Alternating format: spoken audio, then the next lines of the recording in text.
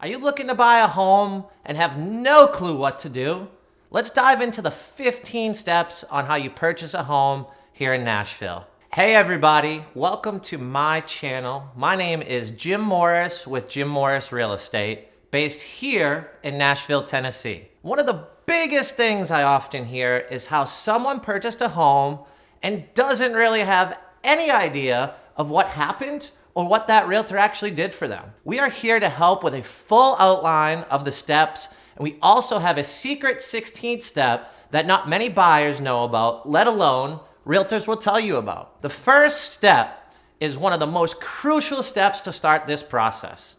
Meet with your real estate agent. You should interview at least 2 realtors. But Jim, you're a real estate agent and you're recommending that potential new clients meet with another realtor as well? Yes, 100%. This is typically the largest purchase of your entire life, and you should ensure that you compare realtors to the exact fit you're looking for and understand exactly what your realtor is going to offer you to fit your needs. When you meet with your realtor, you want to ask them about several things: their process, their style of negotiation, success stories, how many transactions they've done, their best style of communication, and what price point they mostly operate in. They want you to understand your must-haves, your needs, and your wants, and also need to tell you honestly that you're in the right budget for those needs and wants. Now that your realtor's been chosen and you're ready to discuss how you'll be paying for your home, we move on to step 2. This is where we bring in the lender partner. As a realtor, we advise you to use someone local, someone who will be available by cell phone. A lot of large banks and small credit unions are overwhelmed with the amount of business, and often loan officers sometimes play multiple roles. This is extremely problematic because your realtor must get in touch with your loan officer to understand the financial commitment for each specific home. Your realtor is protecting you by getting accurate financial numbers like your monthly payment, your down payment, the interest rate for the day, options and terms on different variables with that home. Different homes also have different property taxes and other factors that will fluctuate what that cost to you is when you go under contract. We also want to determine the pre-approval amount to make sure we're searching for a home in the range that you can afford. Once we finalize that step, we're moving on to step 3. Step 3 in the process is to start searching for your home. You'll receive automatic emails from your realtor to ensure that we're sending properties that fit your criteria. One of the most important things when searching for your dream home is that your realtor will also be hand selecting homes daily, not just relying on automatic emails. As a buyer, you may have a certain set of parameters, but something may pop up outside of those that would be perfect for you and what you're looking for. For example, auto emails may be set up for a 4-bed, 3-bath in your neighborhood that you love, but a 4-bed, 2-bath with the same square footage, perfect backyard, exact color scheme, and layout are available as well. We don't want to miss that, and your realtor should be hand selecting to ensure we don't miss those opportunities you love. Once we've found a home you love, step 4 in the process is to start showings. Your realtor will contact the listing agent and get a pulse on the property prior to us viewing it. We want to understand if there are any offers, how the home is showing. Are they speaking with any other agents currently about an offer? And what is important to that seller? We want to understand what is driving the seller to put the home on the market and actually sell it. This is often a great tool to engage in conversation with the listing agent and understand what the motivation is, or if there isn't any motivation to sell at all. This allows us to go before you and weed out homes that aren't a reality for your purchase needs based on material defects, non-negotiable pricing, etc., etc. This way we're dialed into the home that checks your boxes before we see it, and none of your time is actually wasted. Step 5 is we find a home, we go see it, and you love it. It's time to make an offer. This is when your realtor will call the listing agent and understand what it will take to get you into that home. We will package all those details together and come back to you, our lovely client, with a full understanding of what it will take to win. This conversation typically relates to price and terms, but can also include certain things like when we're going to close, temporary occupancy, if we're asking for closing costs, if that's even an option, and also the inspection period length. All of those documents that we use to write contracts are on standard forms created by the Tennessee Association of Realtors. We will send them electronically to you to sign, and we'll review them with you prior to submitting our offer. When we are ready to make an offer, we want to move quickly so we do not lose that opportunity on a home you love. We have seen homes go from no offers to under contract within 10 minutes of speaking with the listing agent. So it's crucial we are prepared to sign those documents, understand them, and submit that offer as soon as possible. Step 6 in the process is negotiating and accepting an offer. Remember, when I said in step 1 to compare realtors and interview more than just one, well, this is where your decision truly matters immensely on who you choose as your realtor. Now that we have submitted the offer, the listing agent will do one of 3 things with your offer. They're either going to accept it, which means they say yes to the offer, counter it, which means they request a different price or different terms than we originally offered, or decline that offer, which means they basically just say, no, we don't want it. If your offer is accepted, we are now officially under contract. What does that mean? It means they like the offer and we're going to continue to move throughout the process to closing on your home.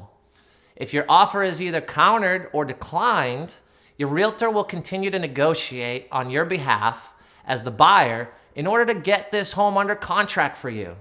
Like I said, again, this is where your choice of your realtor will really, really reflect, because there are realtors out there that will just accept a counter and not negotiate, or accept a denial and move on to the next property.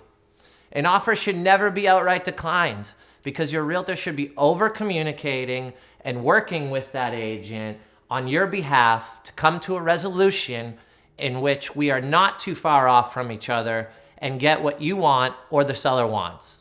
I don't know about you, but if this was really my dream home, I would want the person that I'm hiring to put the work in and fight for me as if they're fighting for their own dream home.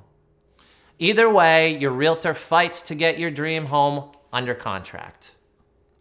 Now that you're under contract, we move on to step 7.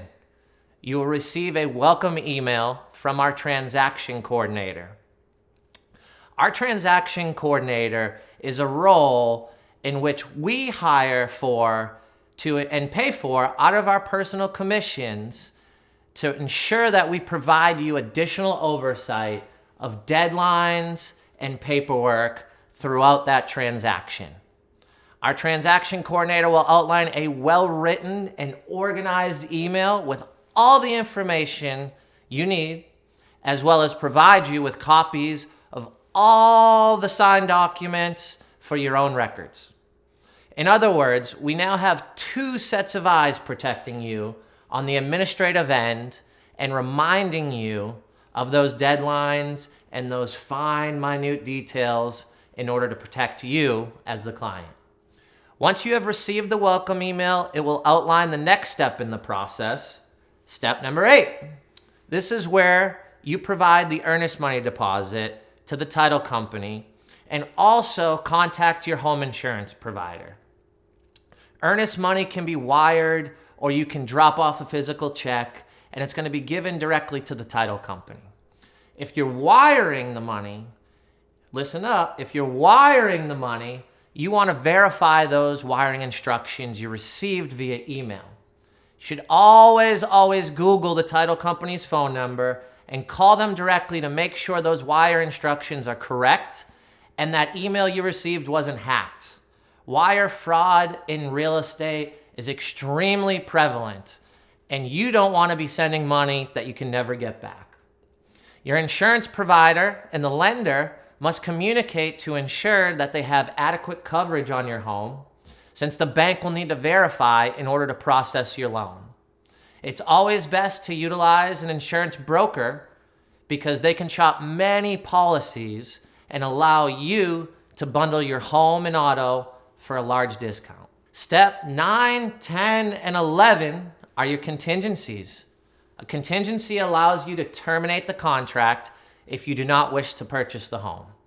If you terminate the contract in these 3 windows, then you'll receive your earnest money deposit back. This is why your realtor hires that transaction coordinator, because if you do not provide termination documents in time or you miss a deadline, you'll not be able to get your earnest money deposit back. And the last thing we want is you to spend money that you never wanted to. Step number 9, the home inspection contingency. Once you go under contract, the first thing is to schedule a home inspection. You have a period of time from when the contract is accepted to do all your inspections. We often see 5 to 7 days as an appropriate amount of time for inspections, and this will be defined in your contract and reviewed with you before you offer on that home. Once we have the inspection scheduled, we advise all of our clients to attend the home inspection to understand in great detail what you are purchasing. If you cannot make the home inspection, we set up a call with the home inspector and yourself to ensure there is an opportunity for questions and details around any concerns or issues with the state of the home.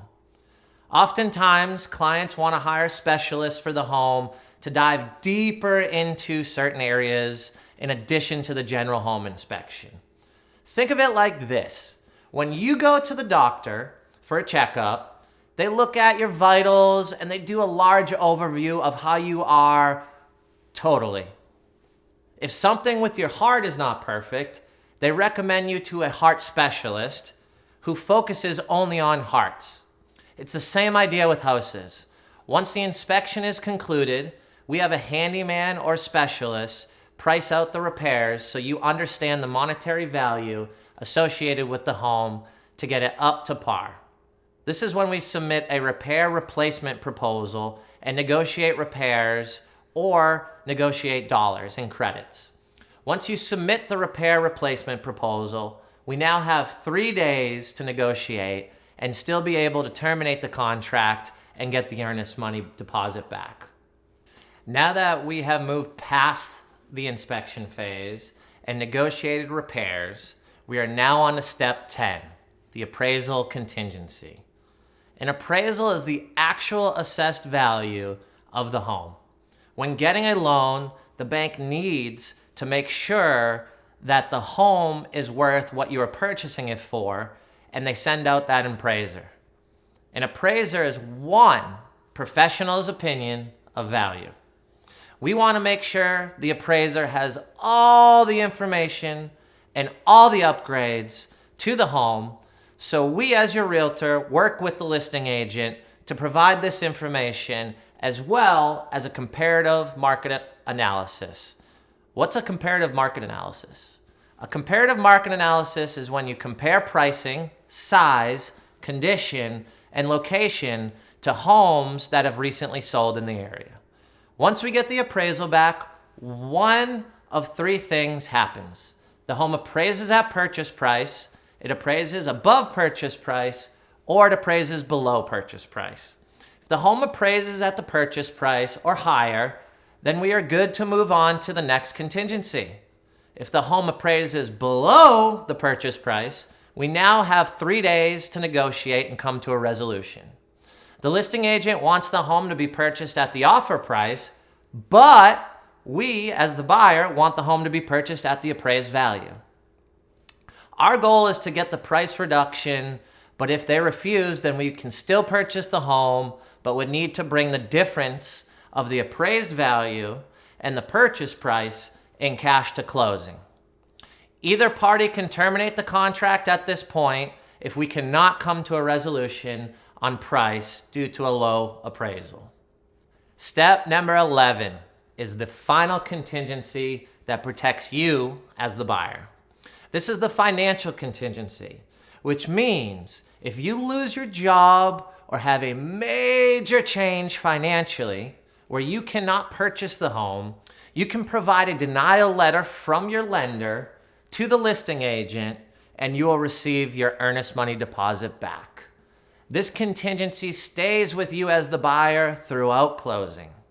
Steps 12 through 15 are the last steps before closing on your home and typically are done the last week before closing. Step number 12 is the scheduled 1 week out phone call from closing. This is where we prepare to wire the down payment and closing costs. We also confirm that you can attend the scheduled closing and the final walkthrough.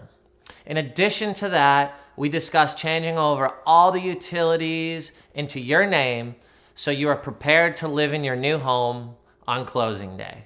Step number 13 is the review of the final numbers and closing disclosure from the lender. The CD, or closing disclosure, is the bank's final numbers regarding your loan.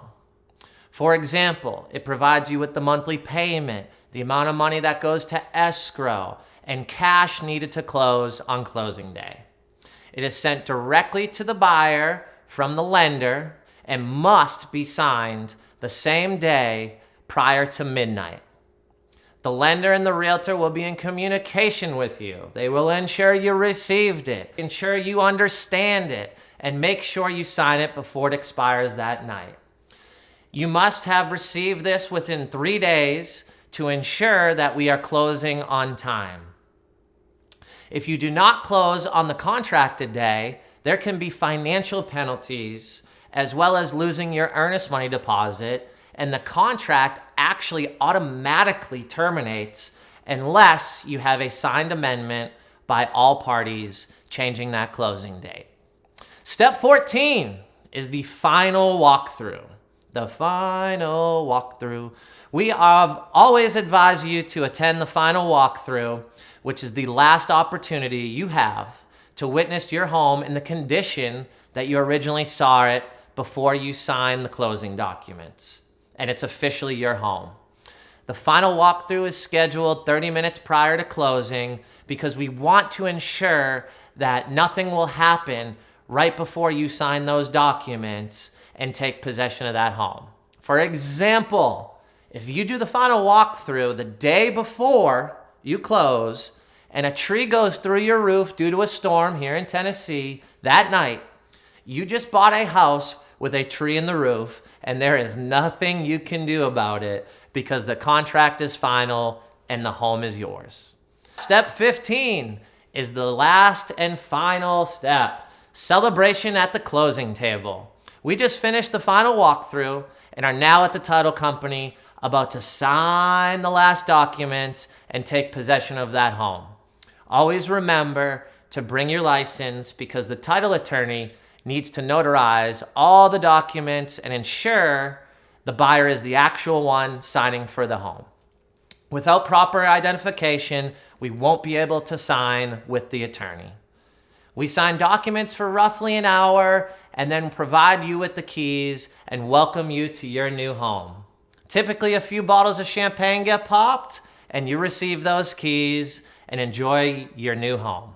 Not many people will tell you this, but there is a secret step, step 16. Step 16 is to continue your relationship with your realtor. Homes are a living and breathing organism, and issues will arise down the road. Weather, natural deterioration, misuse of systems, these will cause headaches, large headaches. Your HVAC can be working perfectly and a week later stop working altogether.